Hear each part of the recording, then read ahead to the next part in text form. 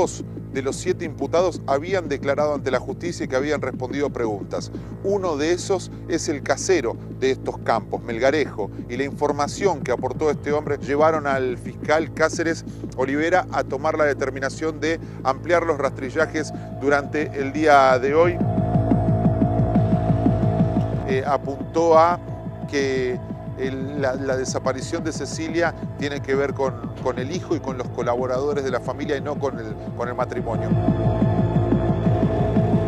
Acaba de renunciar a la defensa de César Sena Juan Díaz. Se aparta por diferencias irreconciliables después de lo que se incorporó en el expediente durante las últimas horas.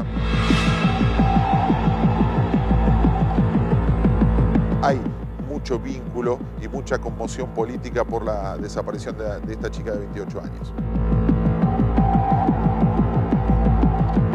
Que hay elementos objetivos que fueron apareciendo en los rastrillajes que llevaron a los investigadores a entender que no hay chance de encontrar a Cecilia con vida y que esto se trata de un homicidio.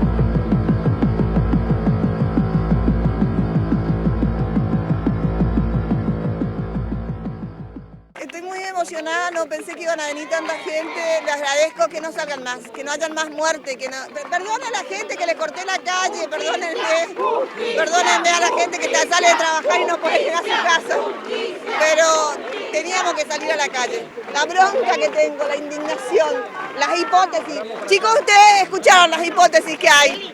Imagínate. Es una hipótesis, pero imagínate que te hayan descuartizado a tu hija y que te la hayan comido los chanchos y que ni siquiera me dejaron la oportunidad de despedirme. Ni siquiera va a haber un cuerpo. ¿Por qué es una marcha por justicia? Ya no la buscás. Ya solamente busco justicia.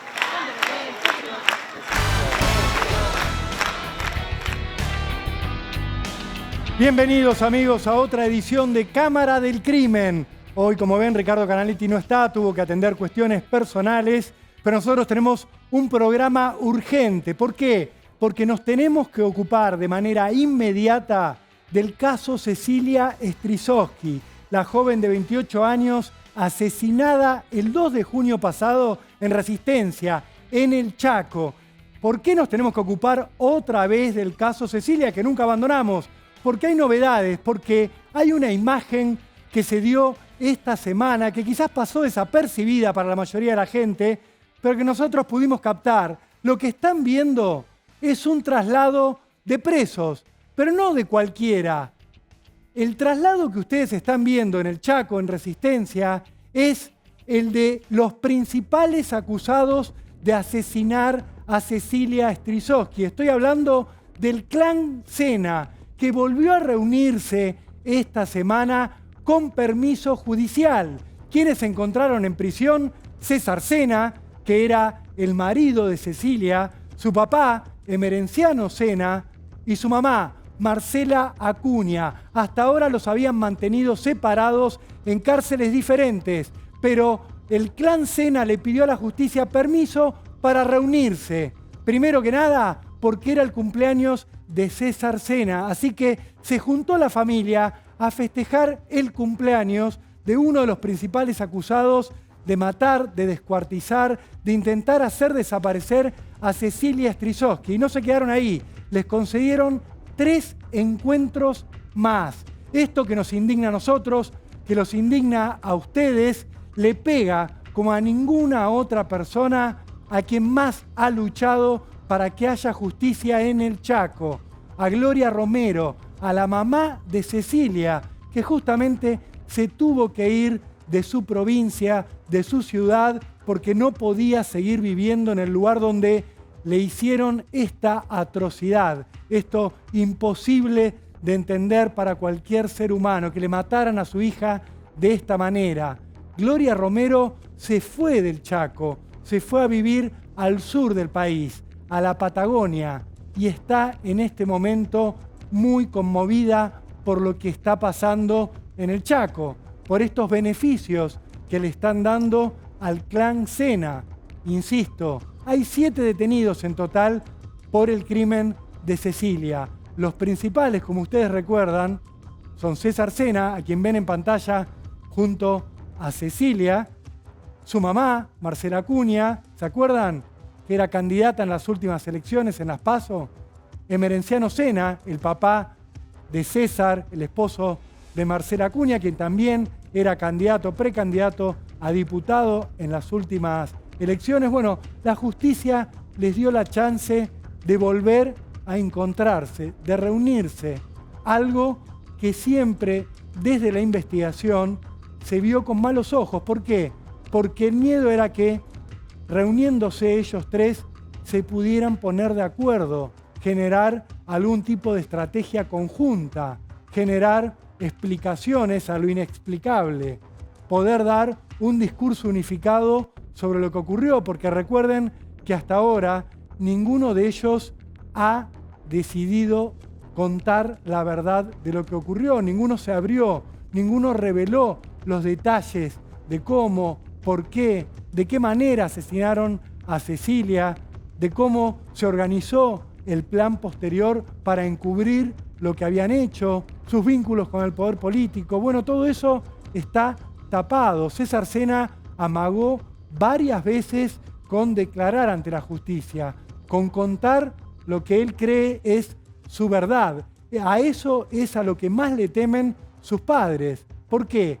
Porque temen que César se quiebre y los pueda involucrar aún más de lo que ya están en este crimen que conmocionó a toda la Argentina desde que se conoció ya la primera noticia, la de la desaparición de Cecilia Strisowski, aquel 2 de junio de este año. Recuerdan ustedes que Gloria Romero empezó a moverse de inmediato para encontrar a su hija. Recuerdan ustedes que alguien, se cree que César Sena, utilizó el celular de Cecilia para mentirle a la mamá, para hacerle creer que Cecilia se había peleado con César y se había ido por las suyas, que estaba dando vueltas por algún lado. Todo parte de un plan macabro que, según la justicia, empezó bastante antes, cuando a Cecilia la convencieron de que iban a hacer un viaje justamente rumbo al sur del país. La terminaron asesinando. Ya estamos en comunicación con Gloria Romero, esta mujer valiente que desde un primer momento luchó por justicia y que todavía no termina de conseguirla. Gloria, muy buenas tardes, gracias por atendernos. Rolando Barbano te saluda desde Cámara del Crimen. ¿Cómo estás vos en este momento?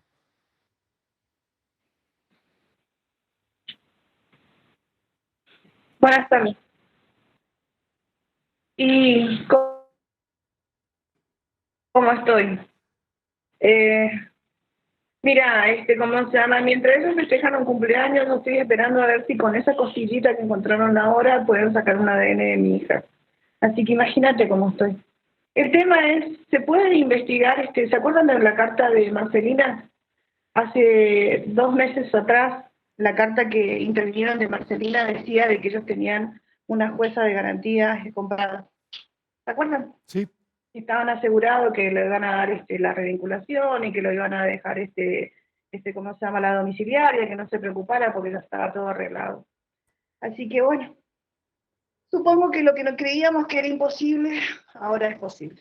Así que ahora le están pidiendo la domiciliaria porque están con cáncer supuestamente los dos. Así que habrá que pedir un perito de partes para que investigue eso. Porque la verdad, ¿qué te siento? Desilusión. Eso es lo que siento. Siento, ¿cómo se llama? Que le dieron permiso encima para que festejen un cumpleaños, mientras yo como víctima ni siquiera puedo tener el ADN de mi hija. La causa está todavía en investigación. Así y esto es perjudicial para la causa. Pero bueno, con esto yo me doy cuenta, ¿cómo se llama? Que la justicia no existe en Argentina, que vos podés matar y desaparecer a una persona y te vas a tu casa tranquilamente. Y van a terminar siendo los salas de resistencia, es así. Ellos van a terminar, o sea, Marcela Acuña hace poco hizo amenazas, ¿cómo se llama? Hasta para los fiscales. Uh-huh. Y sin embargo no se tiene en cuenta absolutamente nada. Ellos tienen todos los derechos, mientras yo como víctima ni siquiera puedo tener el cuerpo de mi hija, ni siquiera puedo tener el ADN de mi hija. Entonces, ¿quién me tiene en cuenta a mí? Nadie parece. Nunca me tuvieron en cuenta a mí. Ni siquiera el Ministerio de la Mujer, yo ni siquiera cobré el subsidio, como se dijo, ni nada por el estilo, nada. Absolutamente nada. Y encima ahora me entero cómo se llama de esto. Yo me tuve que ir de la provincia por todas las amenazas. Entonces, ¿qué tengo que decir yo como víctima? Que me toman el pelo. Que mi hija es solamente un número más, una muerte más, una estadística más. Que la usaron para política nada más. Y que, ¿cómo se llama? Ellos tienen más derecho que yo. Entonces, ¿cómo se llama? Por eso estamos así, o sea, los chorros, los piqueteros, este tipo de tránsfuga tienen, ¿cómo se llama?, todos los derechos, siendo que tienen como 5 causas, porque no solo tienen la causa de Cecilia, tienen causas por lavado de activos, tienen causas por trata de personas, trata laboral, tienen causas, tienen como 5 causas, tienen causa por amenaza, por incitación a la violencia, tienen distintas causas. Y encima, ¿cómo se llama?, le dan todos los privilegios, están en comisaría, le dan todos los privilegios y ahora la última que festejan el cumpleaños. Entonces, ¿cómo creen que yo me siento? Gloria, tu desilusión principalmente, ¿con quién es? ¿Quién te defraudó en todo esto? Porque me imagino lo que debes sentir con los acusados del asesinato de tu hija festejando un cumpleaños, soplando las velitas, compartiendo una torta, cosas que vos no vas a poder hacer nunca más con tu hija. ¿Quién te desilusionó a vos? ¿Tiene nombre y apellido o es todo un sistema? La justicia me desilusiona, la justicia, o sea, no existe, es todo el sistema, tanto la política como la justicia van de la mano de la corrupción. El que tiene plata y poder puede matar, desaparecer y sale o se va a su casa tranquilo. Mientras las víctimas no tenemos nada, o sea, no nos dan absolutamente nada. ¿Sabe cómo yo me entero de las cosas? ¿Cómo? ¿Sabe cómo yo me entero? Por la prensa. Ni siquiera tienen ese detalle de decirme, ¿sabe cómo yo me enteré que ellos se van a vincular? Por la prensa. Yo me enteré por una noticia, ni siquiera fueron capaces de avisarme que iba a pasar eso. O sea que tampoco Entonces, te pudiste poner, me Gloria, siento esto. desilusionada por todo, por eso desaparecí, por eso dejé de dar notas. Exactamente, yo me enteré por la prensa. Es una vergüenza, Gloria. Pero todas las cosas me enteré por la prensa. El manoseo que tuve, entonces yo ya no espero justicia, ya no espero más nada. O sea, en su momento usaron la causa de una manera política porque eran políticos. Así que no, directamente agarré y dije, bueno, que quede en manos de mis abogados, que sea lo que Dios quiera. Porque no creo que tenga justicia, señor. Realmente yo creo que acá el que tiene poder, ¿cómo se llama?, le tapan absolutamente todo. Y van a seguir teniendo todos los derechos a vivir por haber y van a poder seguir haciendo sus chanchullos de la comisaría o desde la comodidad de su casa. Ahora, Gloria... Mientras yo nunca voy a tener reparación sobre lo que han hecho. Por supuesto que no. Gloria, cuando ocurrió el crimen había otro gobernador, estaba Jorge Capitanich, que era aliado de los Sena, pero ahora hay un cambio de gobernador, un cambio de signo político, y pese a eso, ¿vos sentís que igual los Sena mantienen su poder? ¿El clan Sena, esta agrupación piquetera, sigue teniendo poder en el Chaco? Y si no hubieran investigado por lo menos la carta, señor.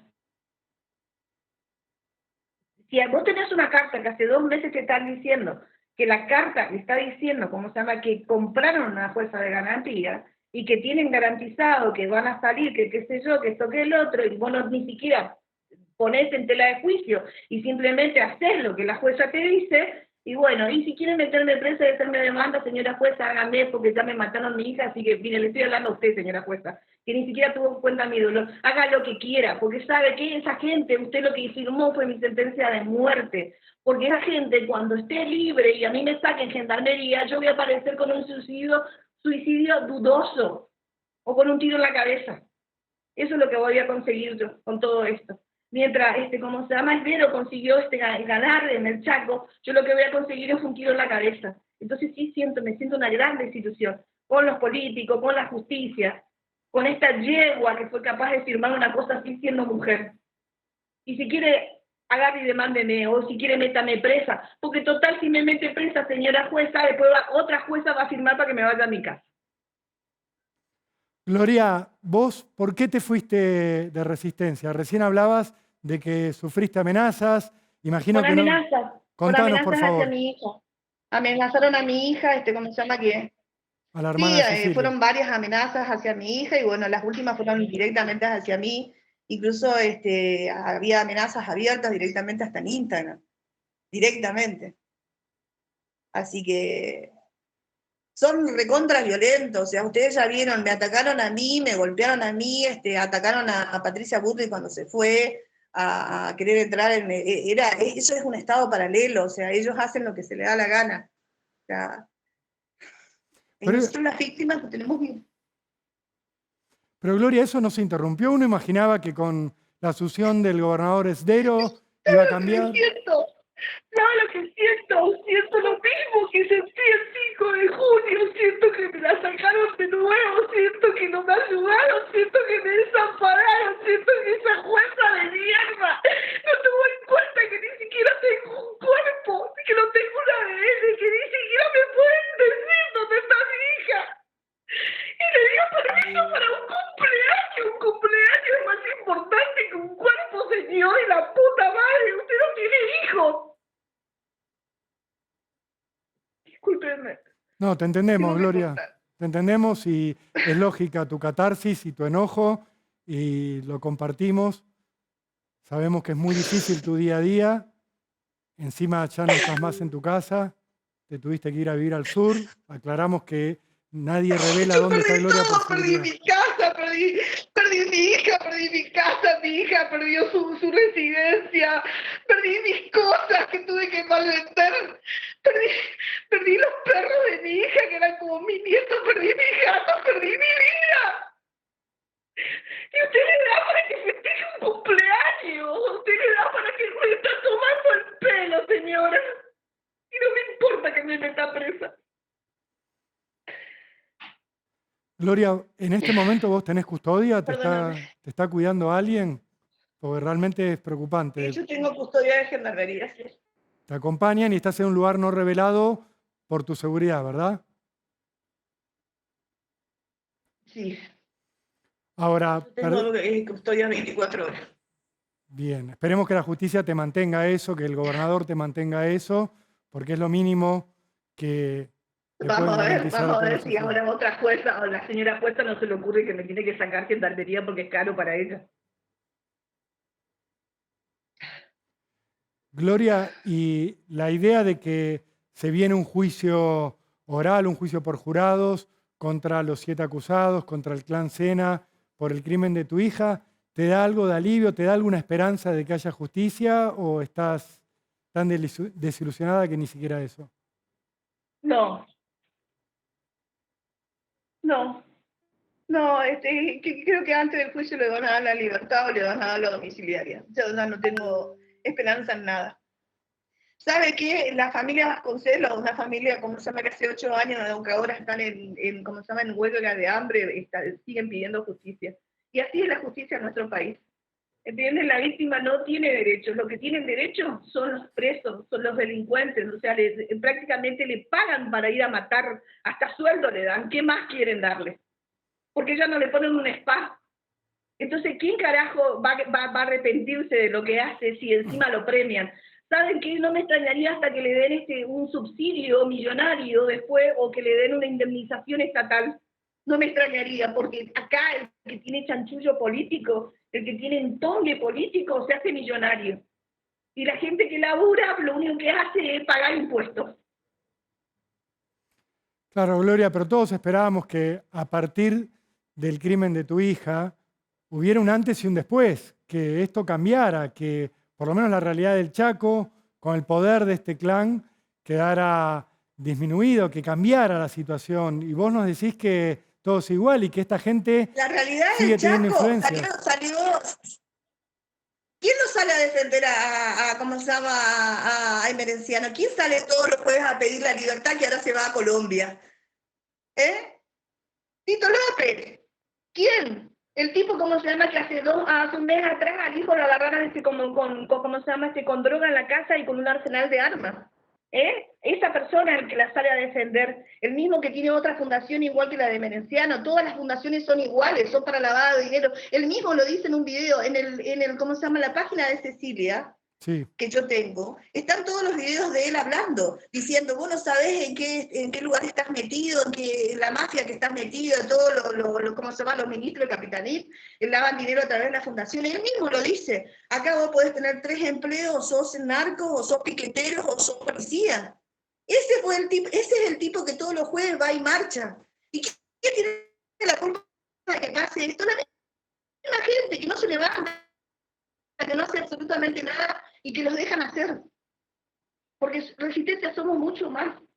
El Chaco son mucho más que un par de piqueteros. Es increíble que se dejen avasallar por un par de miserables.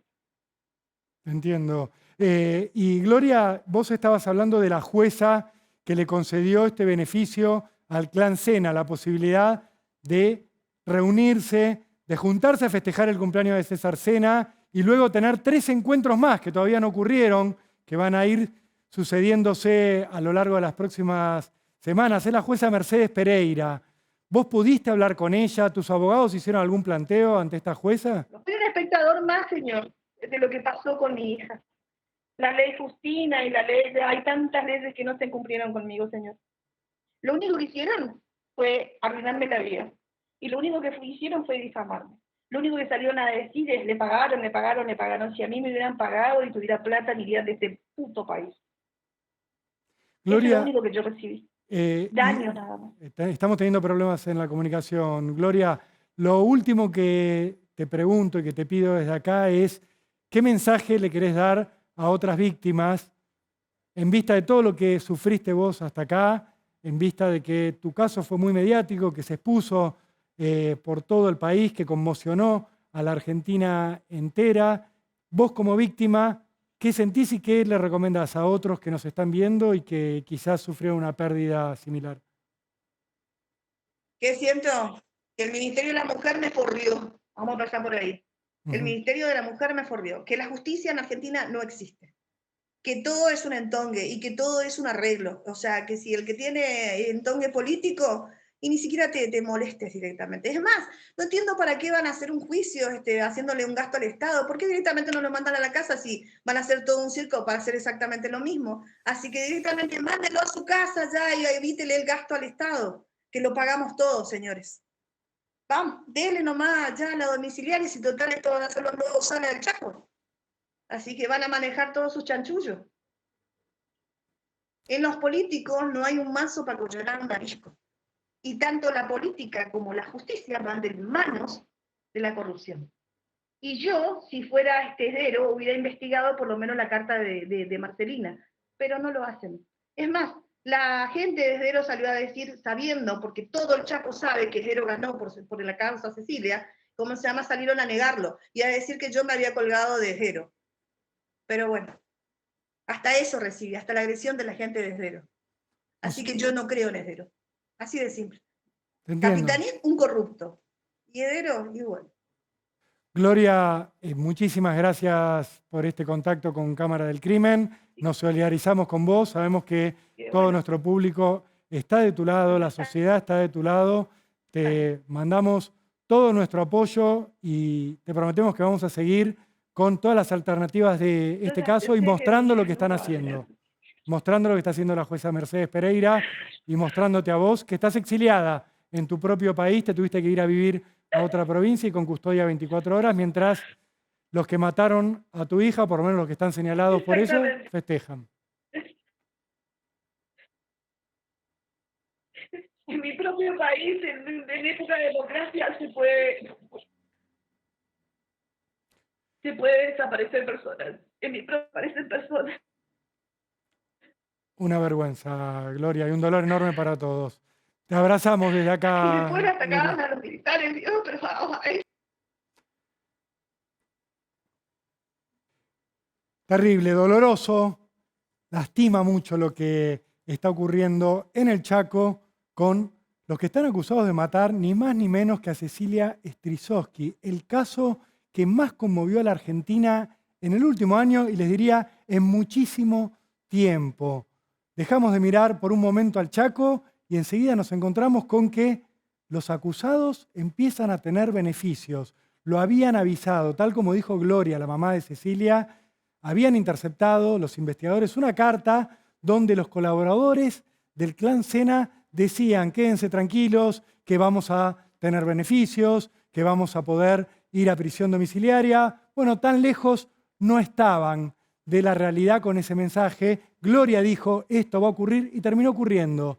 César Sena se pudo encontrar con su madre, coimputada, con su padre, coimputado, en la cárcel a festejar un cumpleaños, mientras Gloria está en el sur del país, en un lugar que no podemos revelar por su seguridad, porque ella está amenazada de muerte. Tiene un custodio 24 horas. Ella está presa y no tiene ninguna de las facilidades que sí parecen estar teniendo los acusados de matar a su hija. Mercedes Pereira se llama la jueza que concedió estos beneficios. Un llamado de atención a la cordura desde acá, y también, obviamente, al gobierno chaqueño que se ocupe, que mire lo que está pasando alrededor de este caso que tanto nos conmociona a todos. Ahora vamos a cambiar de tema, nos vamos a meter con otro hecho conmocionante que tiene un segundo capítulo. Vamos a hablar ahora de la segunda parte de lo que es la búsqueda de justicia por el crimen de Lucio Dupuy, el nenito de 5 años asesinado en La Pampa por su mamá y por la pareja de su mamá. Nos metemos con el tema después de esta barrida.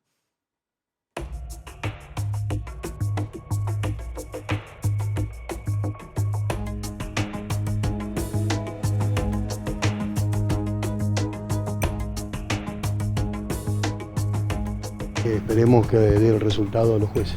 Los abogados defensores de las dos las asesinas de Lucio pidieron una pena cuantificada en años, es decir, que el tribunal aclare cuántos años les van a dar, y en ese sentido pidieron 28 años. ¿Usted qué evaluación hace de ese pedido de los abogados? Yo diría que no hay coherencia para ese pedido, ¿no? Pero bueno, los defensores están para eso.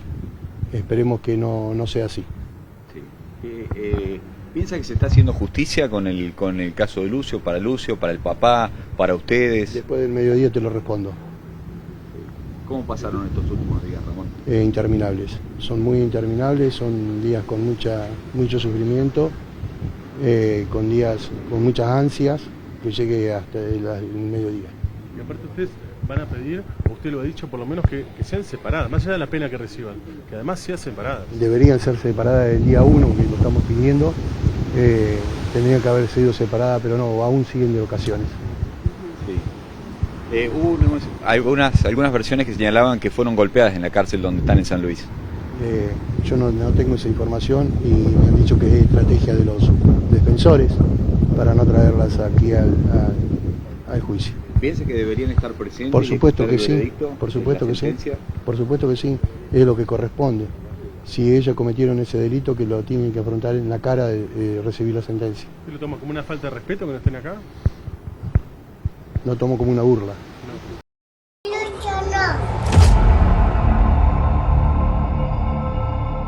Condenar a Magdalena Espósito Valenti a la pena de prisión perpetua por la comisión del delito de homicidio triplemente calificado por el vínculo. Condenar a Abigail Páez a la pena de prisión perpetua por la comisión del delito de homicidio doblemente calificado por alevosía y ensañamiento. La sensación que vinimos a buscar es la prisión perpetua, y bueno, estamos conformes con eso.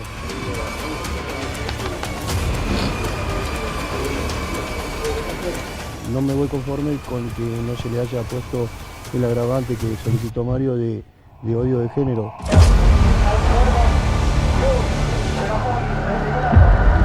Es una pena de por vida, no tienen posibilidad de salir en libertad. Pero te vamos a acompañar en todo, Ramón.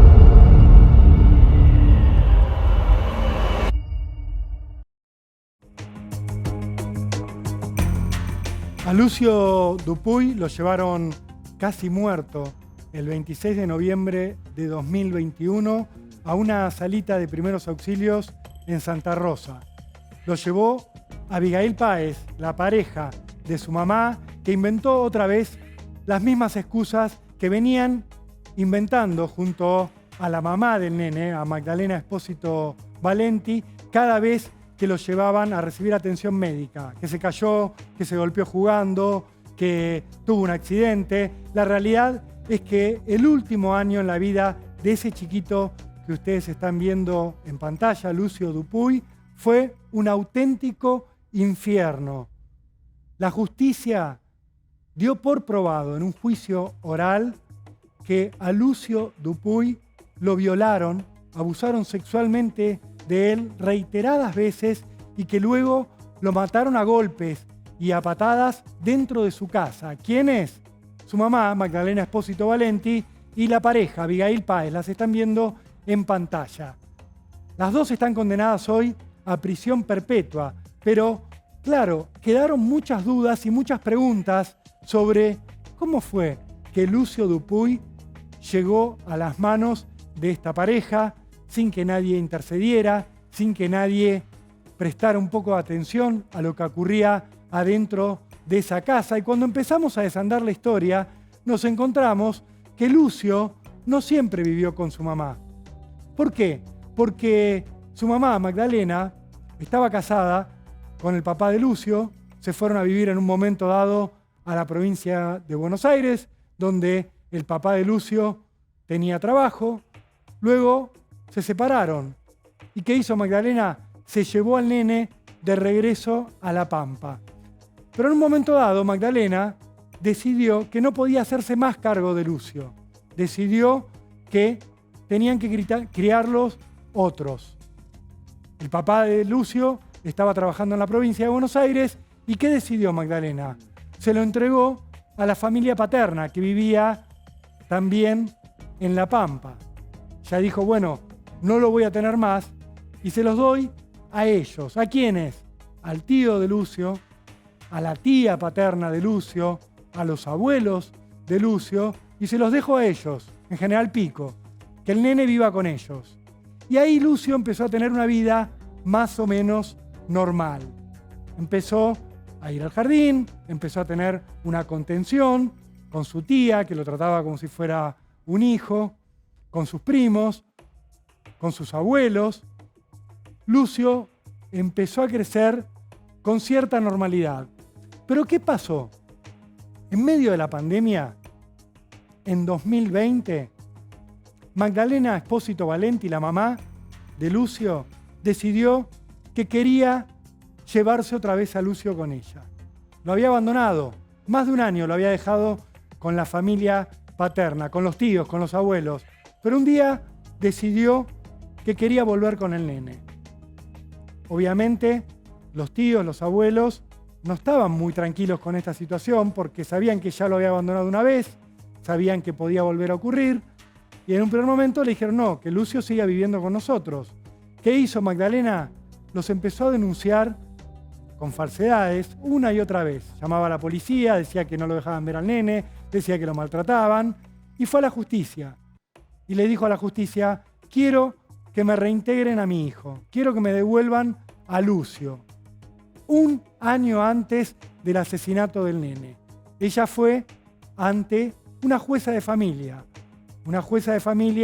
de La Pampa, que se llama Ana Clara Pérez Ballester, hija de un camarista muy reputado de la provincia de La Pampa, miembro de la familia judicial. Acudió a esta jueza y le dijo, quiero que los tíos me devuelvan a Lucio. ¿Qué se hizo desde el juzgado? Se dio intervención a la asesoría de menores, a una asesora en particular, a Elisa Catán.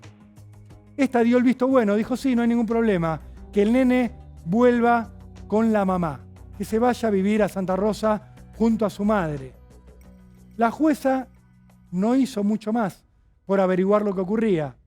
Ana Clara Pérez Ballester, sin más trámite, le entregó el nene a su madre. Y ahí empezó el infierno de Lucio. Un año en el cual Lucio fue a parar 5 veces al hospital, con distintas lesiones, hasta una fractura en un brazo. Estaba yendo de los 4 a los 5 años. Lo golpeaban, lo quemaban con cigarrillos. ¿Y qué hacía mientras la justicia? ¿Qué hacía mientras la asesoría de menores? Nada, no intervenía, no prestaba atención a lo que ocurría. Lucio terminó muriendo asesinado, lo sabemos ahora. Las asesinas fueron condenadas a perpetua, pero el tribunal que las condenó ordenó que se investigaba, que tenía que ser investigada la jueza y que tenía que ser investigada la asesora de menores. ¿Y de qué manera se investiga a dos funcionarios? Y bueno, por la vía administrativa, una vía administrativa que terminó llevando a un jury, a un juicio político que se está realizando en este momento en Santa Rosa. ¿Qué está ocurriendo allí? Ana Clara Pérez Ballester, la jueza, y Elisa Catán, la asesora de menores, están en el banquillo de los acusados. Y están empezando, quienes están llevando adelante este juicio político, a escuchar testimonios. Son legisladores los que tienen que decidir sobre si estas dos funcionarias deben o no ser sancionadas con el castigo que está pidiendo el procurador. El procurador, ¿qué es lo que está diciendo Guillermo Sancho? Está diciendo que estas dos funcionarias incumplieron con sus deberes, que tuvieron un mal desempeño y que lo que tiene que ocurrir al finalizar este jury es que las destituyan, a las dos funcionarias, que pierdan sus cargos. Ya en este momento están suspendidas, están cobrando solamente el 50% de sus salarios y obviamente no pueden desempeñar sus funciones. Lo que se está juzgando ahora es si las fallas que cometieron, los errores, las negligencias son tales y si eso debe ser castigado con su remoción de los cargos. Ya han declarado distintos testigos, entre ellos el papá de Lucio Dupuy, quien tuvo que ir otra vez a una sala de audiencias, ahora en la legislatura, a hablar de su hijito asesinado, de su hijito muerto. Tuvo que ir también la tía de Lucio a contar, por ejemplo, que fue presionada, que ella se vio presionada reiteradamente por la mamá de Lucio para que se lo entregara. ¿Cómo? Llegando con la policía a su casa, a una casa donde vivían sus hijos, a una casa donde ella también necesitaba mantener una cierta tranquilidad, un cierto orden. Pero lo que quedó en evidencia en este jury que se está haciendo y que va a terminar la semana que viene, es que en ningún momento se lo escuchó a Lucio.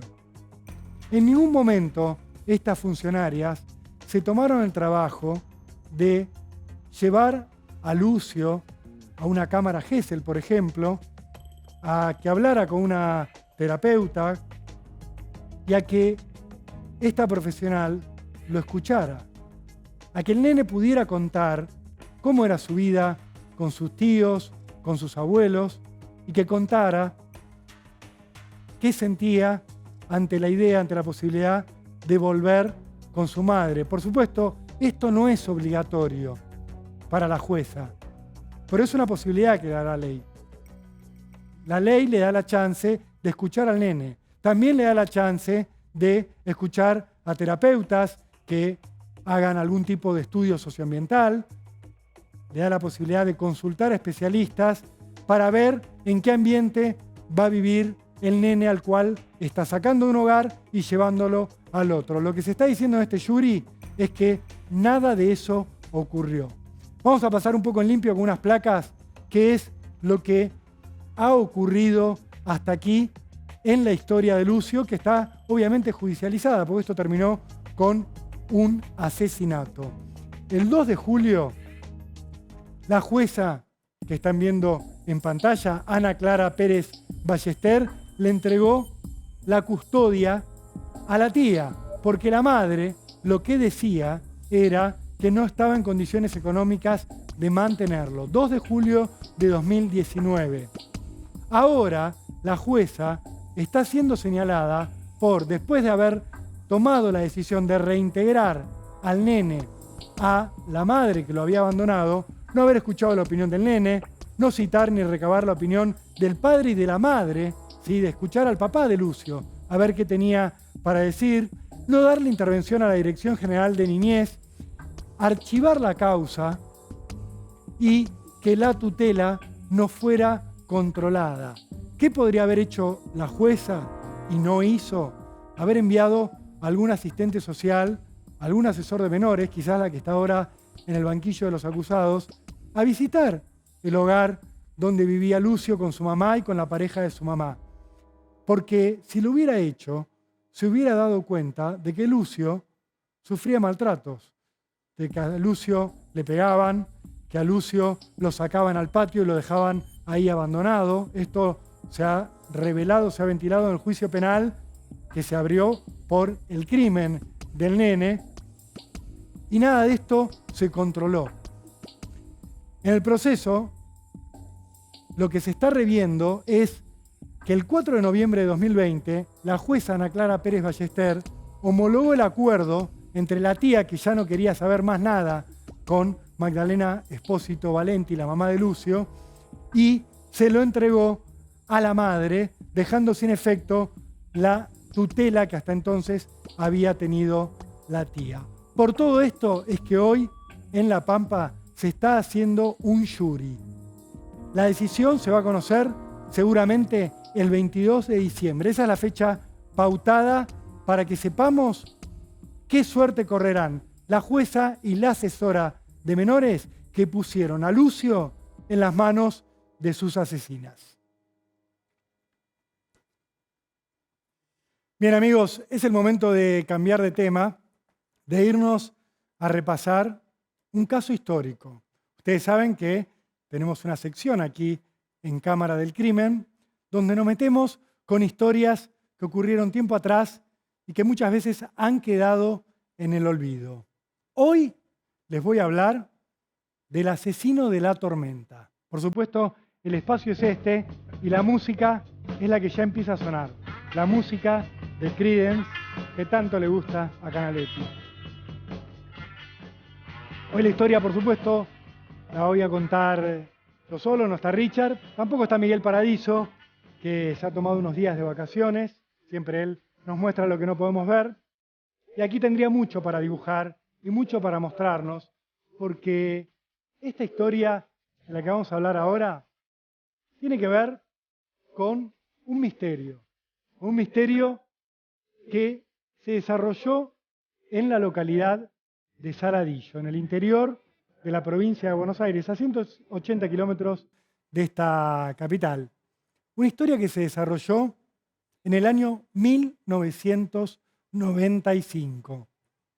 Para ese entonces, Saladillo tenía alrededor de 20.000 habitantes, tenía un ritmo casi pueblerino, les diría un ritmo que tenía que ver con que nadie pensaba en la inseguridad, que nadie tenía como hipótesis probable que sus hijos salieran a la calle y alguien los atacara. Un ritmo que tenía que ver con que todos se conocían con todos se encontraban en los mismos lugares, en los bares, en las pulperías. No había muchos motivos para sentirse inseguro. Por lo menos no lo sabía hasta que llegó la noche del 14 al 15 de febrero de 1995. Para quienes estén prestando atención, se darán cuenta que el 14 de febrero es el Día de los Enamorados, el día en el cual las parejas suelen encontrarse a tomar algo, a cenar, a celebrar el amor en todas las formas posibles. En Saladillo hay un lugar, o había en aquella época, una zona a la que todos llamaban Villa Cariño. ¿En qué ciudad, en qué pueblo no hay una Villa Cariño? En este caso se trataba de un camino de tierra que se alejaba del centro y que terminaba en un descampado, el lugar al cual las parejas solían ir para tener encuentros adentro de sus autos, de sus camionetas. Estamos hablando de la noche del 14 de febrero y estamos hablando de una noche en la cual hubo una tormenta tremenda. Lluvia torrencial, rayos, relámpagos, truenos. La noche del 14 de febrero que se hacía madrugada del 15 de febrero y que a una pareja pareció darle todos los condimentos y todas las posibilidades para tener un encuentro romántico en Villa Cariño, adentro de una camioneta. Les estoy hablando de una mujer policía que se llamaba Patricia Noemí Gallo y de un chofer de ambulancias que se llamaba José Bassi. Patricia y José se encontraron adentro de la camioneta de José en medio de una tormenta infernal, una tormenta terrible. Llovía, había relámpagos. Patricia y José estacionaron la camioneta en Villa Cariño y se dedicaron a celebrar el amor. No era una pareja estable, pero sí una pareja que llevaba cierto tiempo. Estaban adentro de la camioneta, en medio de la lluvia, en medio de la noche, ocupados en lo suyo, cuando a alguien se les apareció una figura en medio de la tormenta. Una figura que los sorprendió golpeándoles la ventanilla del lado del conductor. No paraba, por supuesto, la lluvia en ningún momento. Imagínense a la familia, a esta pareja, que se ve sorprendida por los golpes en la ventanilla, que trata de entender qué era lo que estaba ocurriendo y que no tiene tiempo a casi nada. ¿Por qué? Porque esa figura que había aparecido en medio de la tormenta, en medio de la lluvia, rápidamente, luego de golpearles la ventanilla, levantó una carabina y disparó 5 veces contra la ventanilla del conductor. Los 5 balazos le dieron de lleno a José Bassi, al chofer de ambulancias. Imagínense el terror de Patricia, pese a que ella era policía, una mujer acostumbrada a lidiar con situaciones violentas, pero claro, en ese momento estaba en otro plan, estaba en un plan romántico, bajo la lluvia, en medio de la tormenta, con su pareja, y de golpe 5 disparos. 5 disparos que le dieron de lleno a José. El asesino abrió rápidamente la puerta de la camioneta antes de que Patricia pudiera reaccionar, sacó el cuerpo de José, la apuntó con el arma a Patricia y la secuestró. La retuvo adentro de la camioneta. ¿Qué hizo? Arrancó con el vehículo en medio de la tormenta, hizo varios metros, según calculan los peritos, por lo menos recorrió 500 metros en medio de la tormenta, ya habiendo asesinado a José de 5 balazos, amenazando a Patricia con matarla hasta que se detuvo. Frenó en medio de la tormenta. ¿Y qué hizo? La apuntó con el arma y trató de violarla. Ya había matado al chofer de ambulancias, seguía lloviendo, la tormenta seguía siendo tremenda y trató de abusar de Patricia. Pero claro, Patricia estaba entrenada, era una oficial de la bonaerense. Patricia luchó con el asesino, forcejeó con él hasta que logró escapar de la camioneta. Patricia se bajó, corrió y corrió por el medio del descampado, pero no tenía chance a prácticamente nada. Llegó hasta una alcantarilla, intentó esconderse ahí, intentó refugiarse. El asesino la siguió en medio de la tormenta con su carabina. ¿Y qué terminó haciendo? La asesinó a balazos. La dejó ahí, refugiada en la alcantarilla donde había intentado protegerse. La baleó y abandonó el cuerpo en el lugar. Luego volvió el asesino hacia el lugar donde había dejado el cuerpo de José Bassi. ¿Qué hizo el asesino? Le sacó el reloj, le sacó las zapatillas y lo trató de esconder en unos matorrales. Luego se alejó con la camioneta y también la abandonó. Todo en medio de la tormenta. Y así fue como el asesino escapó en medio de la noche.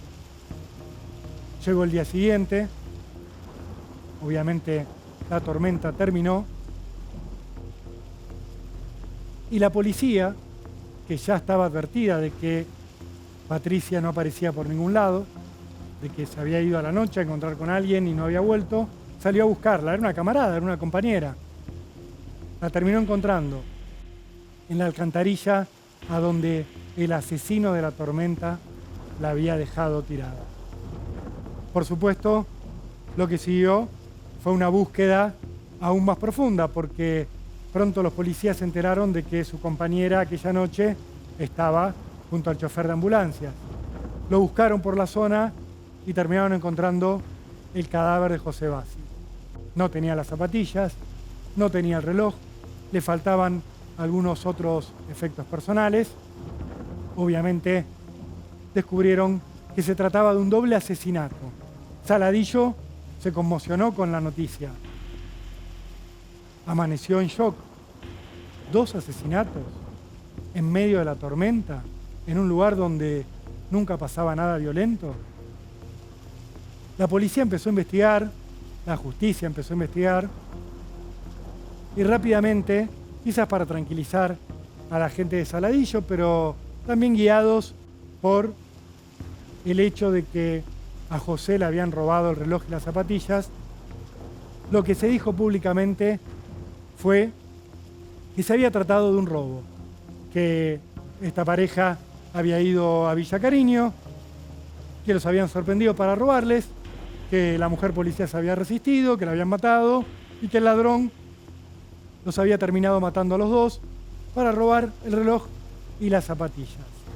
Extraño, pero de alguna manera tranquilizador para algunas personas en Saladillo que dijeron, bueno, fue un robo en un lugar descampado, en medio de la tormenta, a mí no me va a pasar, yo no voy a esa zona, ya agarrarán al ladrón, ¿cuánta sofisticación puede tener esto? Y Saladillo siguió con su vida, retomó su ritmo habitual y el doble crimen dejó de aparecer hasta en los medios locales. Porque claro, no había una solución, no habían encontrado al asesino, no hubo más robos, con lo cual parecía que todo se había cerrado en esa situación, en ese doble asesinato supuestamente cometido en ocasión de robo. En algún momento se hablaron de otras hipótesis porque alguien recordó que para el momento del crimen, de los crímenes, Patricia estaba investigando una causa de drogas, una causa de vendedores de poca monta, pero que obviamente preocupaba a la policía de Saladillo. Y alguien dijo, ¿no habrá sido un ajuste de cuentas esto?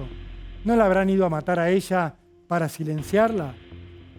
Otros dijeron, bueno, quizás no es eso, quizás acá había algún tipo de triángulo amoroso, quizás había un hombre despechado o una mujer despechado que fue y mató a la pareja en el momento en el que estaba en esta camioneta.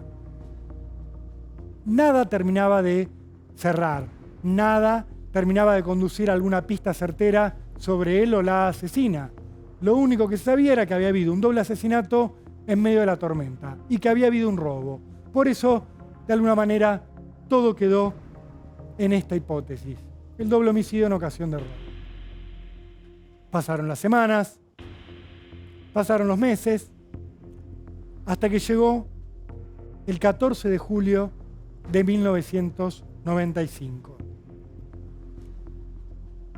Si hicieron bien las cuentas, se podrán dar cuenta de que fueron 5 meses exactos los transcurridos entre el doble crimen y la fecha que les estoy mencionando. 14 de julio de 1995. ¿Qué particularidad tuvo ese día? Que en Saladillo volvió a darse una tormenta fenomenal. Otra vez se trató de un día de lluvia, un día de truenos, un día de relámpagos. Otra vez una tormenta. En medio de esta segunda tormenta, la tormenta del 14 de julio, una chica una adolescente, preadolescente, podríamos decir, Gladys Fioretti, de 13 años, fue a la escuela.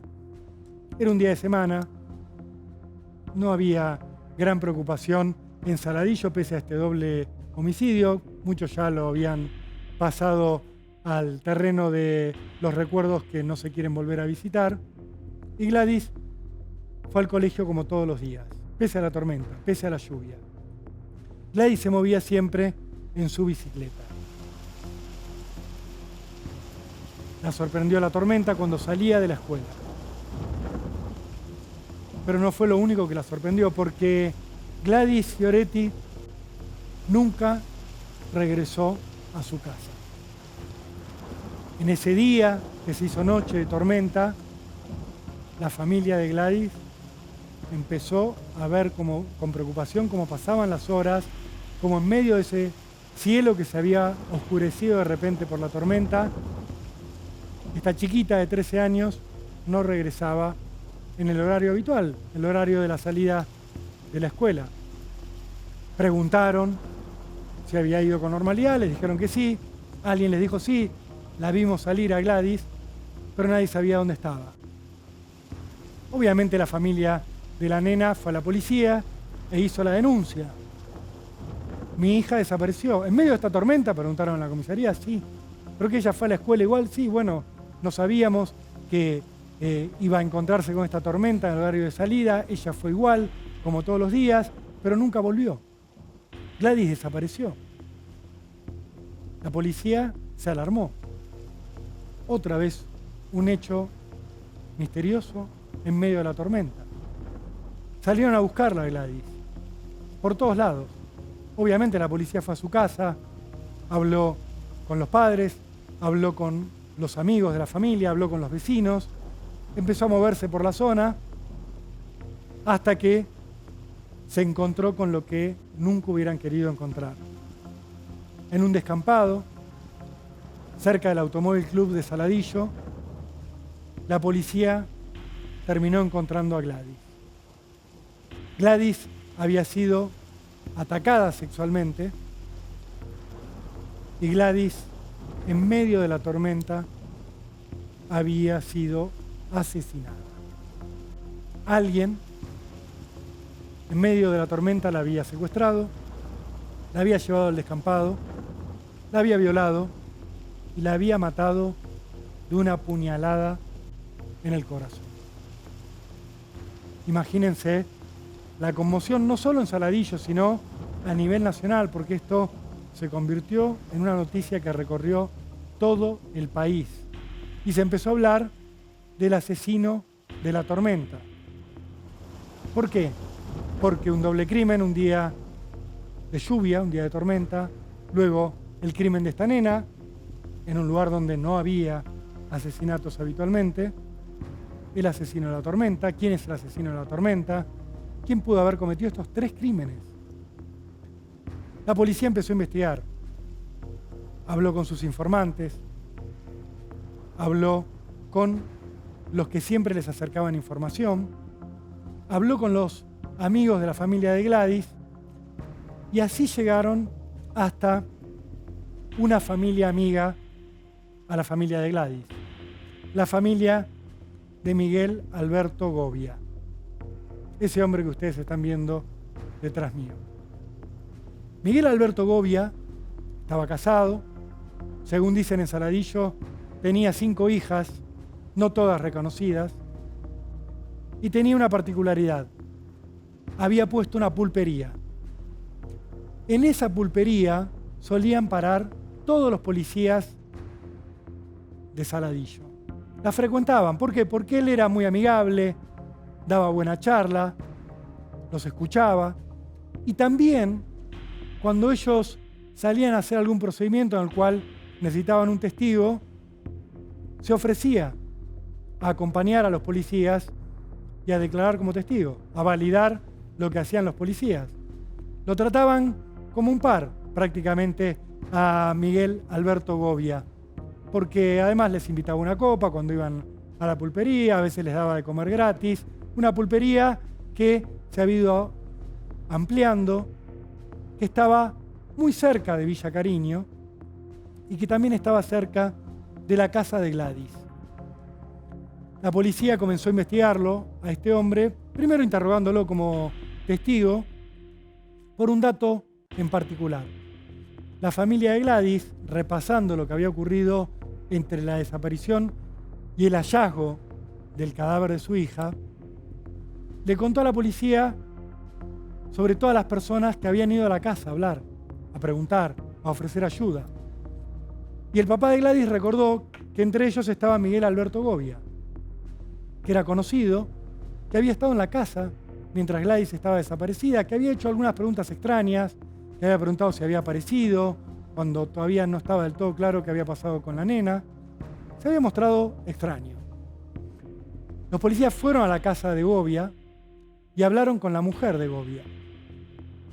La mujer de Govia les dijo: hay algo raro en los últimos días, en realidad en las últimas semanas, en Miguel. Apareció con un reloj nuevo y tenía como algo de plata extra a lo que siempre tenía. Un reloj. La policía puso la lupa en este dato. Un reloj era lo que le habían robado a José Bassi en Villa Cariño. Lo fueron a interrogar a Govia ahora ya con la sospecha de que podía tratarse de un sospechoso, valga la redundancia, y lo trasladaron a la comisaría. Le dijeron: vamos, Miguel Alberto, vamos a hablar en la comisaría mejor. Uno de los policías dice: en ese momento notamos algo muy extraño en Govia, que caminaba raro, que pisaba raro.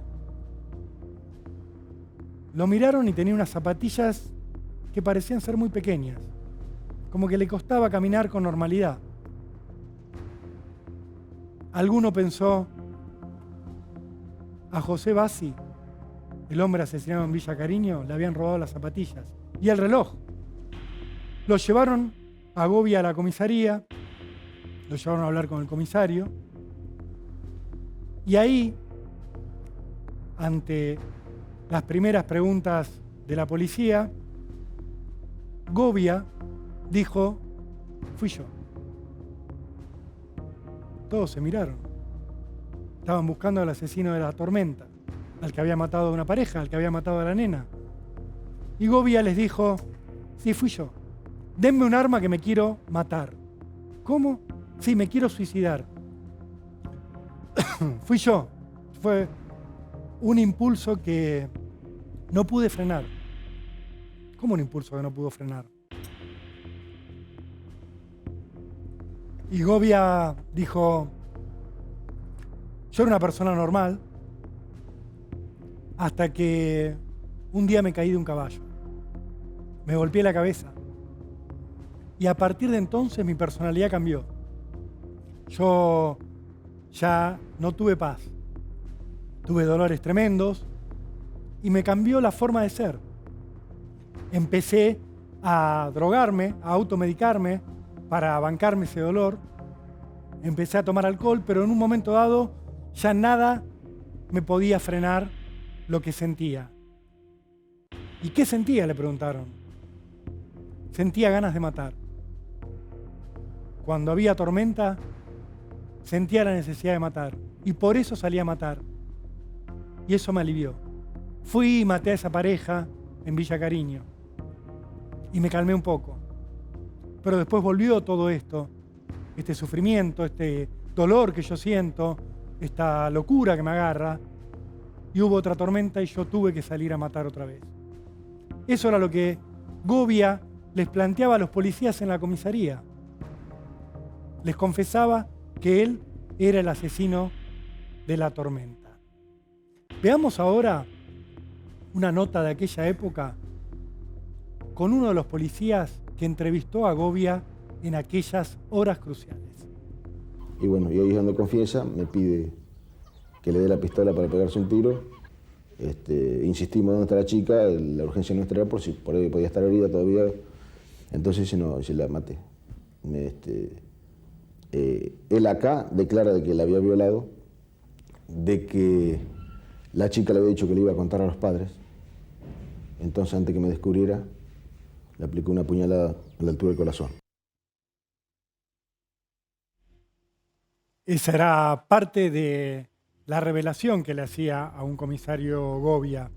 La tormenta me excita y me dan ganas de matar. Eso dijo Govia ante los policías. Dijo que la chica lo iba a denunciar, obvio que lo iba a denunciar, la chica por abusar de ella. Pero él lo que planteaba era que tenía un padecimiento y que se excitaba con la tormenta. Por eso el nombre que le habían dado cuando los crímenes todavía no estaban resueltos, el del asesino de la tormenta, era tan apropiado. Él planteó una y otra vez que todo había empezado con los golpes que había sufrido al caer del caballo. Por eso fue que peritos empezaron a revisarlo a Govia. El caso ya impactaba en todo el país. Los peritos lo analizaron, lo estudiaron durante mucho tiempo. Los crímenes fueron en 1995. Lo investigaron y lo analizaron en el 96, en el 97. Y ningún perito encontró indicios que marcaran que realmente Govia había sufrido las lesiones que él contaba. Ni siquiera los golpes que él contaba. Los peritos dijeron: no encontramos ningún tipo de dolencia que tenga que ver con algo físico. Sí, obviamente, es una persona que tiene rasgos psicopáticos. Ahora les voy a contar qué dijeron los peritos sobre lo que hay en la mente de Govia. Pero primero vamos a compartir una nota que en su momento hizo Enríquez Derech con este terrible caso del triple crimen del asesino de la tormenta. El oficial, la víctima, aparece en una calle Hipólito Yrigoyen, al fondo, prolongación norte vendría a ser, en tanto que José Bassi, la otra víctima, aparece a unos 70 metros de la intersección de la avenida Ledesma sobre la avenida Sanguinetti. ¿Y es muy lejos? O sea, hay una distancia aproximadamente de 1.700 metros. Las noches de tormenta tengo imperiosa necesidad de matar, aseguró ante todos. Consultados los partes meteorológicos, se comprobó que efectivamente la muerte de la menor y de la joven pareja habían ocurrido en noches de grandes tormentas, sobre todo eléctricas. Es llamativo porque habría que ver si esas circunstancias ejercen en la personalidad de esta persona, valga la redundancia, ¿no? Alguna situación que lo predisponga a un estado especial, claro, que lo obligue a cometer un hecho de esa naturaleza. Él era acá el franquero del Sereno de acá de la estación de servicio. ¿Ustedes creen que tenía enemigos él? ¿Le robaron plata? ¿No? Nosotros nunca habíamos sabido nada de él, o sea, nunca había contado nada. Era un hombre muy bueno, no sé. Claro. Le habían pegado unas puñaladas y lo arrastraron hasta los pastos. Sí, todavía están las marcas allí. Sí, tenía una puñalada en el lado izquierdo acá atrás. Qué gran sorpresa se habrán llevado con esto. La verdad que sí, no lo podíamos creer porque es doble personalidad él. Doble personalidad. Doble personalidad porque era una persona de lo más normal. Era una persona de que uno no podía creer, no desconfiaba de él, ¿no es cierto? Porque usted lo veía, una persona normal, claro, pero había una doble personalidad. Se transfiguraba. Se transfiguraba. Doble personalidad es la clave en este caso. Govia se mostraba como un hombre amable, simpático, entrador, amigo de los policías, por un lado, pero detrás suyo, detrás de esa fachada se escondía un asesino en serie, y de eso estamos hablando. Un asesino en serie que fue detenido antes de que siguiera matando. En 1998, Govia fue a juicio oral. En ese juicio oral declaró uno de los tantos peritos que lo entrevistaron. Ahí estamos viendo imágenes de aquel juicio. El perito dijo: su apariencia bondadosa esconde en realidad a un individuo compulsivo, agresivo, actor y con ausencia de interés por el otro.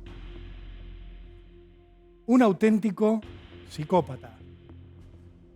Para los peritos no había dudas de que Govia sabía lo que hacía cuando cometió los crímenes, que entendía perfectamente la criminalidad de sus actos, que obviamente tiene una patología psicopática, pero no algo que lo exculpara de lo que había hecho. No era un inimputable.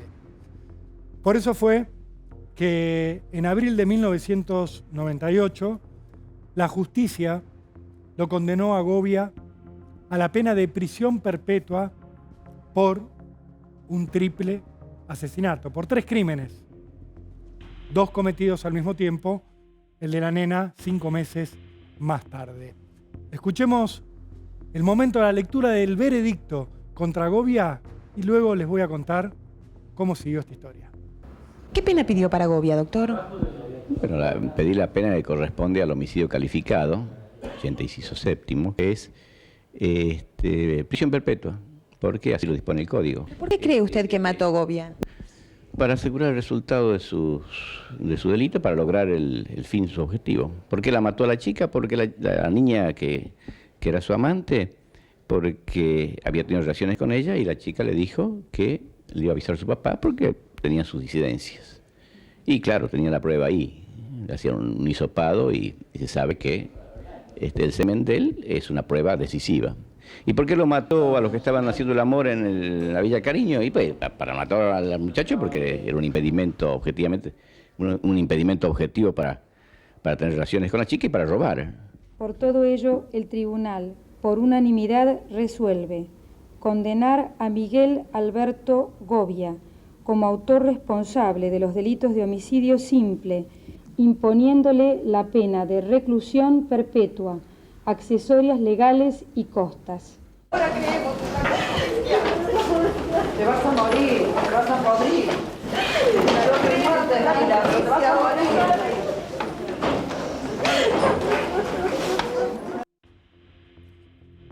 Te vas a morir, le decían los familiares de las víctimas en relación a la idea de que Govia muriera en prisión.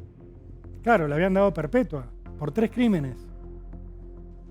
Pero la realidad fue que en diciembre de 2010, 15 años después de haber sido detenido, Govia, que había pasado ese tiempo en el penal de General Alvear, que había estado en el pabellón evangélico, que repetía una y otra vez: yo nunca le hice mal a nadie, pero me agarró algo con la tormenta, me agarró algo, una especie de locura, y era otro, no era yo el que cometió esos crímenes. Govia, que tenía excelente conducta, obtuvo la libertad de manera absolutamente inexplicable. Apenas 15 años pasó en prisión Miguel Alberto Govia. Después de que saliera de la cárcel, se le perdió el rastro, al menos mediáticamente, al menos en lo que hace a los vecinos de Saladillo, que no lo han vuelto a ver, pero que sí han vuelto a pensar en él. ¿Cuándo? En 2014, cuando una mujer que se llamaba Marisol Ollanart apareció asesinada en un lugar descampado.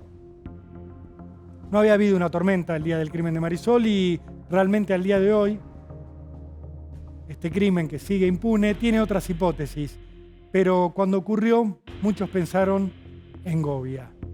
Pensaron en el asesino de la tormenta, que aún hoy anda dando vueltas por allí sin que nadie sepa qué hace cuando empieza a llover, cuando empiezan los truenos y los relámpagos. Vamos a hacer una pausa ahora y ya volvemos con más. Continuamos, amigos, con más Cámara del Crimen. Ahora para meternos con un caso escabroso, un caso lleno de detalles demasiado morbosos que realmente estremecen, pero que sobre todas las cosas es un caso que todavía no ha tenido justicia. Vamos a hablar del asesinato, del descuartizamiento de un hombre de 49 años después de esta barrida. Vamos.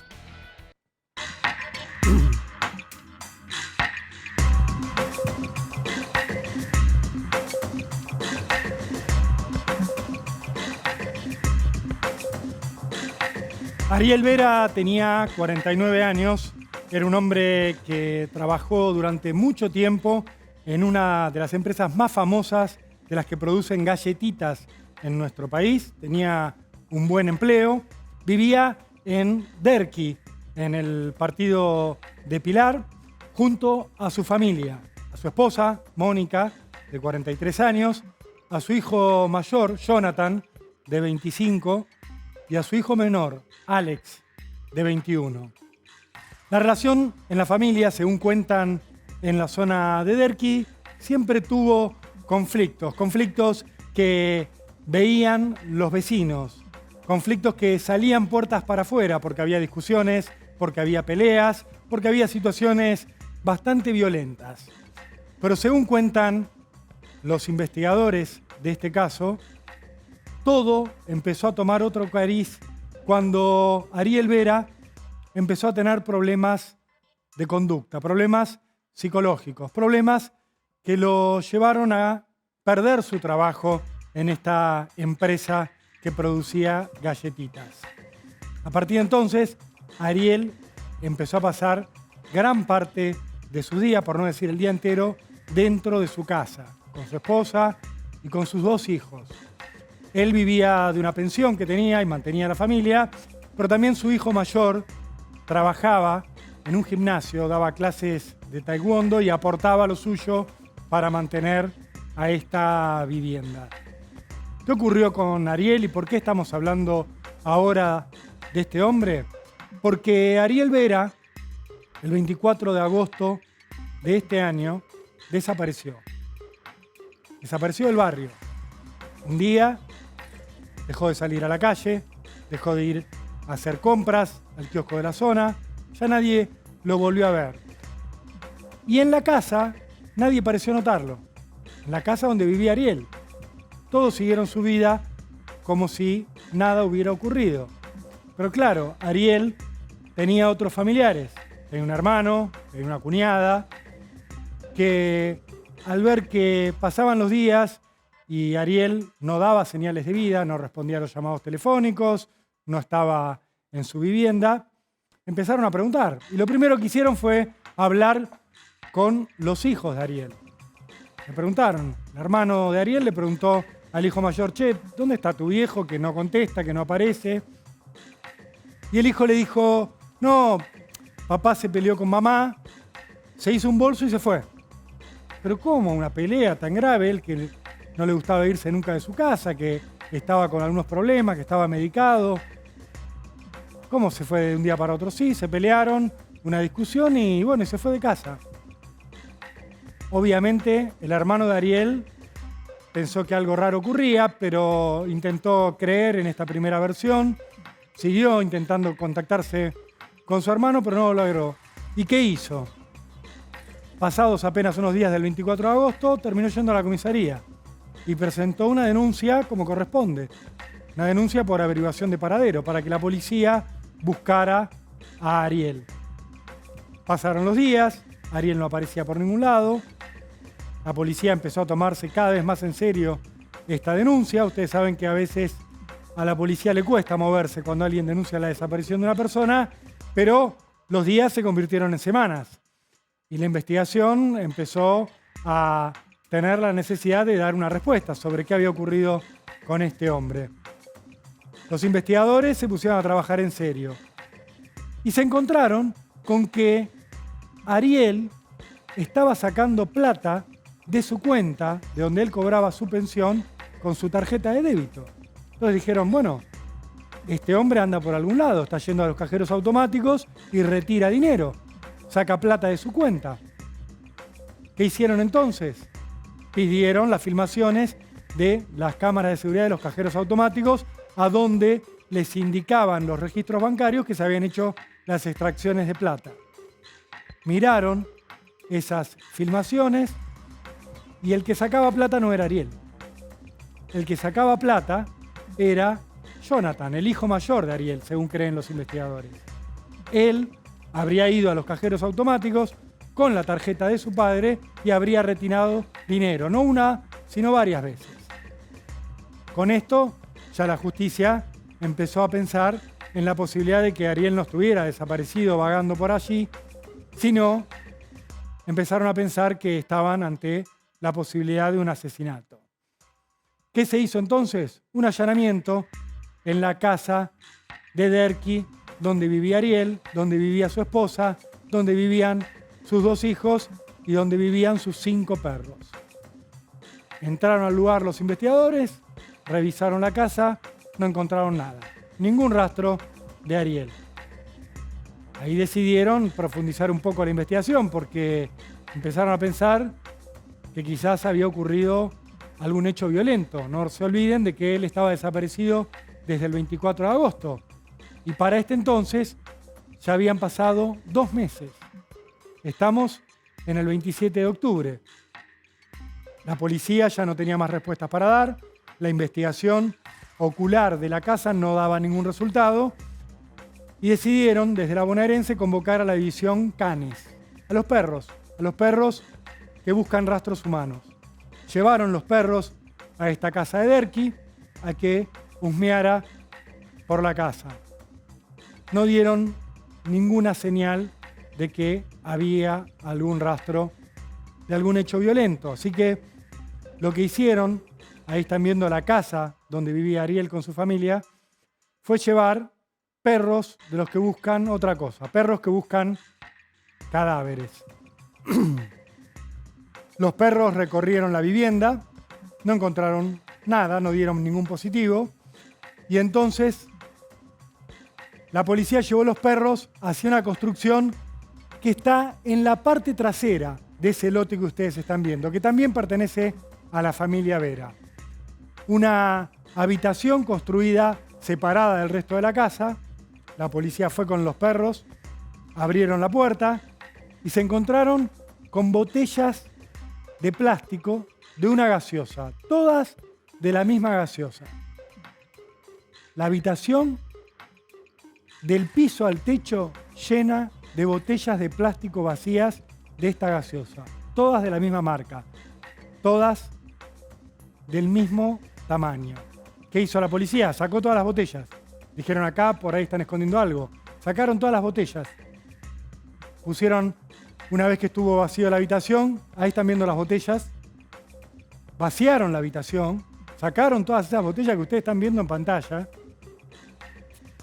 y metieron a los perros. Pero los perros en la habitación, dentro de la habitación, no encontraban nada, pero seguían nerviosos. Ya estaban como detrás de un rastro más firme. ¿Qué hicieron entonces los policías? Sacaron a los perros de esta habitación y los llevaron a la parte de atrás de esta habitación. La parte que había entre el fin de esta habitación y el fin del terreno. Un lugar muy pequeño, donde había unas ramas. Los perros llegaron a ese lugar y enloquecieron. Empezaron a marcar positivo. Empezaron a marcar ese pozo que ustedes están viendo ahí. Un pozo ciego. Los perros marcaban el pozo ciego, y ahí obviamente la policía cercó la zona, llamó a los forenses para que empezaran a trabajar en el pozo ciego. Los forenses empezaron a buscar dentro del pozo y encontraron una calavera. Una calavera que estaba semicarbonizada, que había sido quemada. Siguieron buscando y encontraron los huesos de una columna vertebral, también quemados, también carbonizados. Las descripciones que hay en el expediente no se las quiero ni describir, porque hay analogías de todo tipo y son muy escabrosas. Encontraron luego un coxis, también quemado. Con este hallazgo, ¿qué hicieron los policías? Le avisaron al fiscal que estaba de turno, Andrés Quintana, y el fiscal pidió la detención de quienes estaban en la casa. del hijo mayor, Jonathan, del hijo menor, Alex, y de la esposa, Mónica. Los arrestaron ahí mismo en la casa. Según cuentan los policías, estaban bastante tranquilos. La única preocupación que tenían eran por los perros. Decían, no abran la puerta de la cocina porque si salen los perros, los 5 perros que tenía la familia, se escapan y los perdemos. No dijeron nada más. Los esposaron a los 3 y los llevaron detenidos. Estas 3 personas, la esposa de Ariel, los hijos, fueron llevados a declarar ante el fiscal Quintana, que los indagó ya por homicidio agravado por el vínculo. Ninguno quiso hablar. No contaron nada. No dieron ninguna respuesta. ¿Respuesta a qué? Mínimamente a una situación evidente. Ariel había desaparecido y ellos no habían denunciado su desaparición. El hijo mayor había mentido, había dicho que el padre se había ido y lo que tenían ahí, todo indicaba, estos restos que yo les conté, eran los restos de Ariel, del hombre que estaba desaparecido. Ninguno habló. Tampoco explicaron por qué Jonathan tenía la tarjeta de débito de su padre en su poder y por qué la habría utilizado para extraer plata de los cajeros. Se negaron a declarar. La causa siguió avanzando con muchas dificultades. Empezaron los investigadores a hablar con los vecinos y todos los vecinos contaban la misma historia. Ariel era un hombre con problemas, era un hombre que tenía un carácter muy fuerte, que solía discutir con los hijos, solía discutir con la esposa, que a veces cuando discutía con ellos los echaba a todos de la casa, aun cuando lloviera, los dejaba en el medio de la calle, y que no los dejaba entrar hasta que él quería. Que los tenía bajo una cierta severidad, diría. No quiero tampoco cargar las tintas sobre la víctima, que es Ariel Vera. Pero los vecinos hablaban de una mala relación, de conflictos y de episodios de cierta violencia, al menos psicológica, al menos verbal. Se empezaron a hacer una serie de entrevistas de la Oficina de Contención de Familiares de Víctimas hacia los hijos y la mujer de Ariel Vera. Porque lo que veía el fiscal Quintana es que había algo que ellos tenían para contar y que no lo querían declarar ante la fiscalía. Se los entrevistó y lo que surgió de esas entrevistas es una historia que es la que tiene la justicia, pero que según dice no tiene cómo sostener con pruebas objetivas, más allá de que ya está demostrado que parte de lo que se encontró en ese pozo ciego es el cuerpo de Ariel. Y lo que surgió de estas entrevistas, según cuentan fuentes con acceso al expediente, es que el relato de estos 2 jóvenes y de la esposa de Ariel es que supuestamente ellos sufrían malos tratos desde hacía mucho tiempo, que Ariel era muy violento, que los maltrataba. No hablaron de violencia física, pero sí de malos tratos, que los despertaba en medio de la noche, que no los dejaba irse a dormir cuando querían, que los obligaba a hacer distintas tareas que él exigía. Y lo que contaron, lo que surgió de estas entrevistas es que en la noche del 24 de agosto, lo que habría ocurrido es que Ariel Vera se habría puesto a ver televisión, que uno de sus hijos habría puesto a llenar un balde con agua, que el ruido del agua lo habría molestado. Lo digo todo en potencial porque esto no se condice con declaraciones judiciales, sino que son testimonios ante distintos asesores y defensores. Lo que habría ocurrido, según estas versiones, es que Ariel se habría enojado con uno de sus hijos porque estaba llenando este tacho con agua, este balde con agua, y por eso no podía escuchar bien la televisión, que esta discusión se habría vuelto física, que habrían empezado a pelear el padre con uno de los hijos, luego con el otro de los hermanos, que en esa discusión se habría metido la madre para defender a los hijos, que la situación se habría puesto más violenta y que en este cuadro lo que habría hecho uno de los hijos de Ariel Vera es ir a la cocina, agarrar un cuchillo y matar a su papá a puñaladas. Ante esto, lo que ocurrió, según lo que hay en declaraciones, insisto, que no están plasmadas como declaración indagatoria en el expediente, es que habría habido una discusión en el seno familiar sobre si llamar o no a la policía y que habrían decidido no hacerlo, no llamar al 911 para hacer algo aún más atroz. Digo, más atroz que el crimen en sí, que ya de por sí es terrible, pero lo que habrían decidido es quemar durante días el cuerpo de Ariel en su propia casa, ir desguazando el cuerpo, desarmándolo, reducirlo a distintas partes, a los distintos huesos, para luego de a poco ir tirándolos en el pozo ciego. Una tarea que les habría llevado días. Pero esto no está constatado en el expediente con testimonios de terceros, ni siquiera con las declaraciones indagatorias de los 3 sospechosos, que son los 2 hijos y la esposa de Ariel. ¿Qué hizo la Fiscalía con esta situación? ¿Qué hizo el fiscal Andrés Quintana? Pasados 30 días de tener detenidos a los 3 integrantes de esta familia, les dictó la falta de mérito y los liberó. Los dejó en libertad por falta de pruebas. Pidió que se les haga una pericia psiquiátrica a los 3 integrantes de esta familia y le dieron turno para abril de 2025 en la asesoría pericial de San Isidro. Con esta situación el fiscal dijo: yo no puedo acusar, les dictó la falta de mérito, los liberó. ¿Y qué ocurre ahora?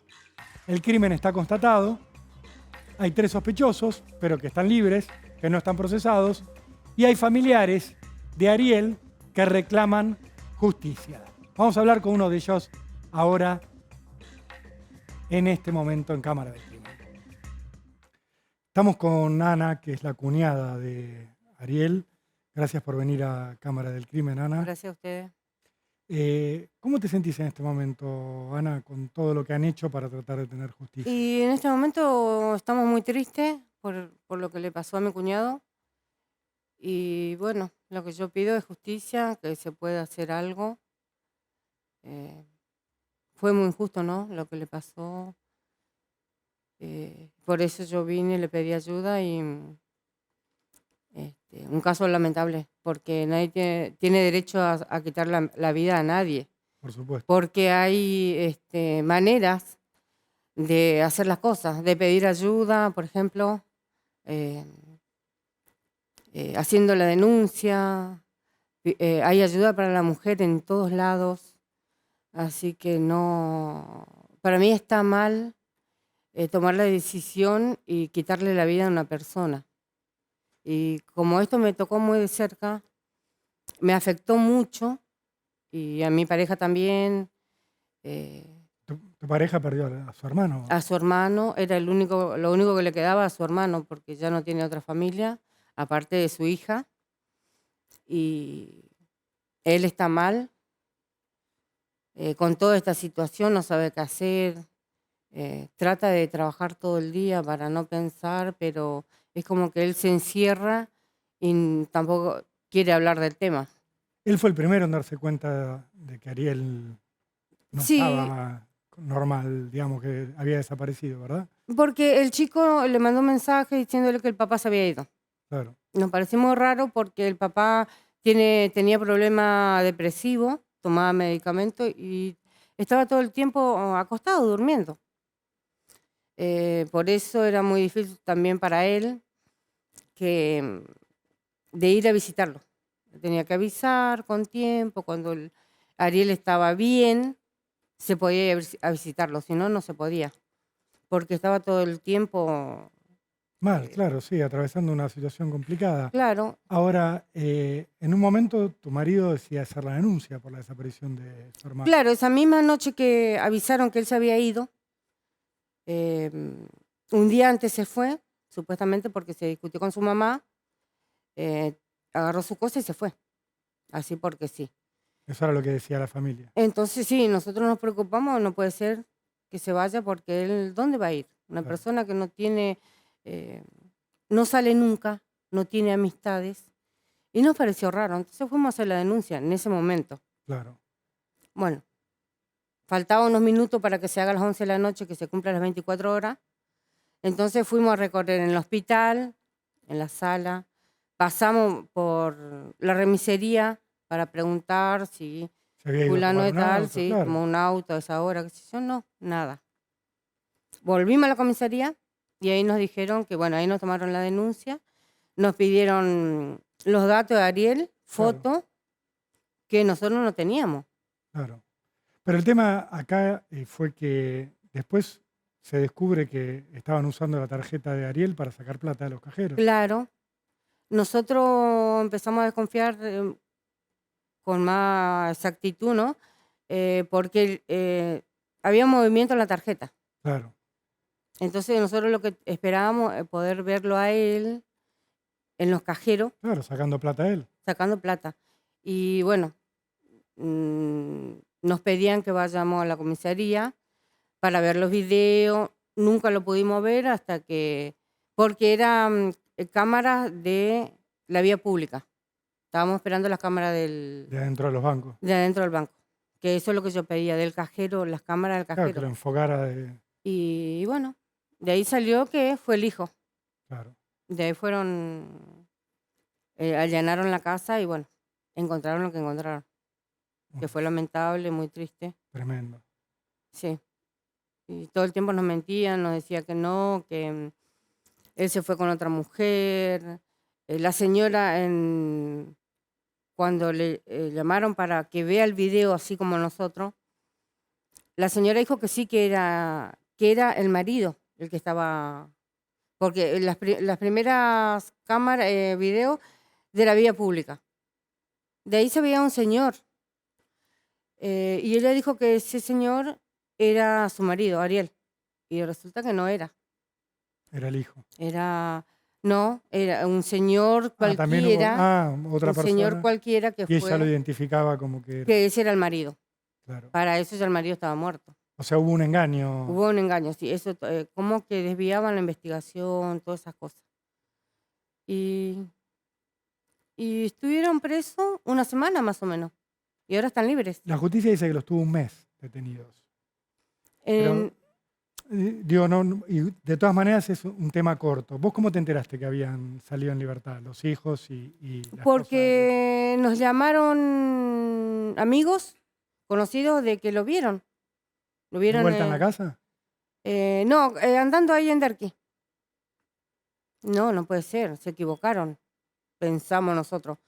Hasta que un día, bueno, un domingo fuimos a tomar un helado y dimos una vuelta, pues yo tengo moto, y pasamos por enfrente de la casa sería de la tía de Ariel.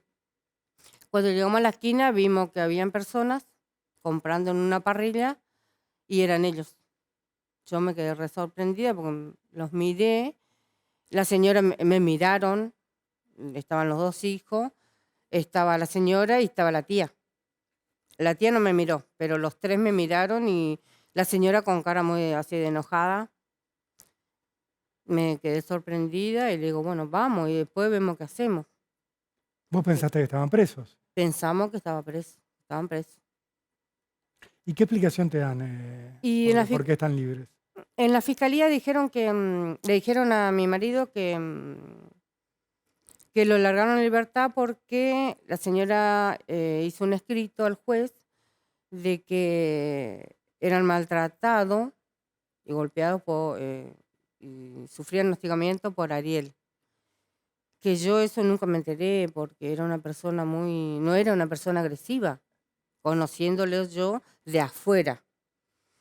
Y dice, bueno, eso fue lo que supuestamente le escribió la señora al juez, por eso le dieron la libertad condicional, supuestamente.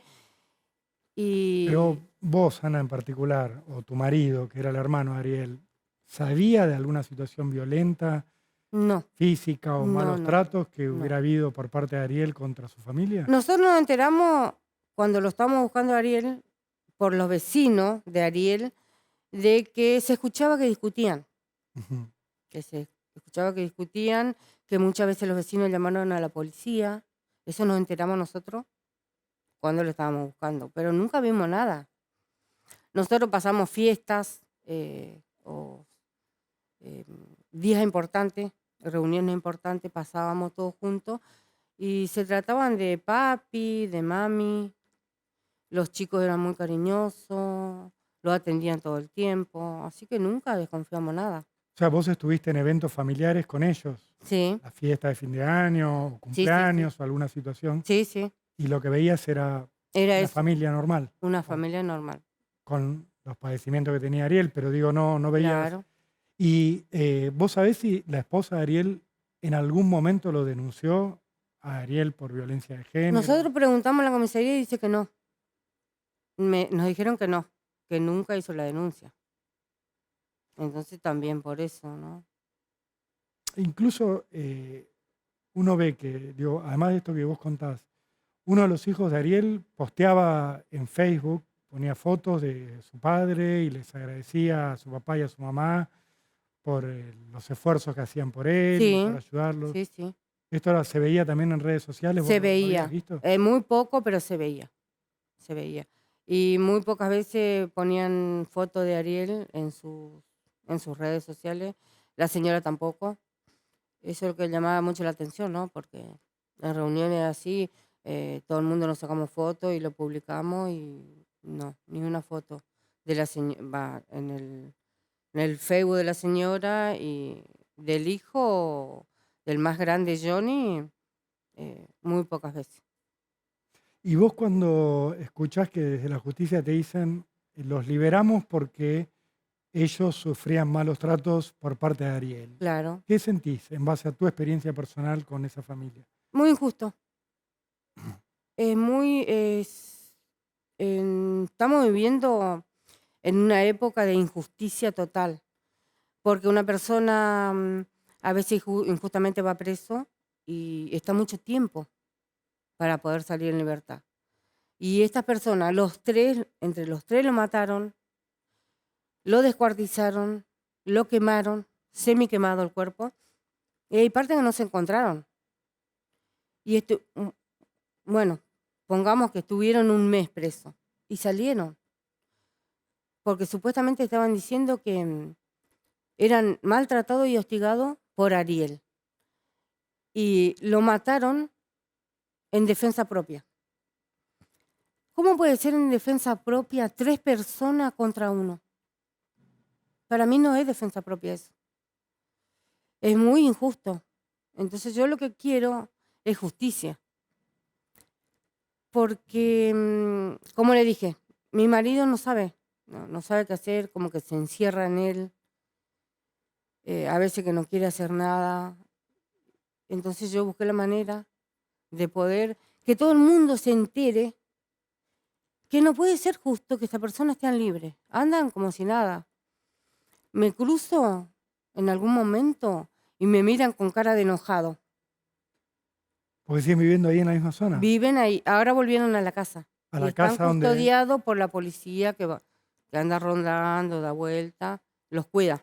Están los 3 viviendo en la misma casa donde descuartizaron, quemaron y tiraron los restos de tu cuñado a un pozo ciego. ¿Siguen ahí? Sí, siguen ahí.